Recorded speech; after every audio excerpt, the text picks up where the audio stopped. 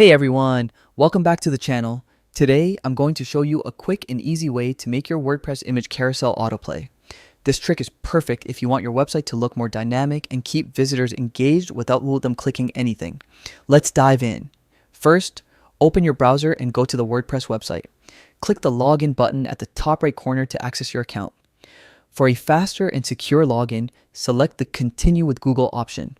Pick your Google account and complete the authentication. This will take you straight to your dashboard. From your dashboard, click on Edit Site in the quick links. This opens the site editor where you can find the image carousel block you want to modify. Click on your carousel block to select it. Then, on the right-hand panel, scroll down to the block settings section. Here, you'll find the autoplay option. Simply toggle the autoplay setting on. Once activated, your images will automatically rotate at set intervals, creating a smooth, dynamic effect without any visitor clicks. And that's it.